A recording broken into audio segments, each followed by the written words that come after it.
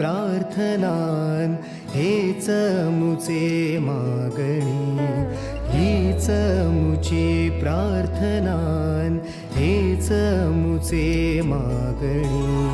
माणसाने माणसाशी माणसा समवागणे,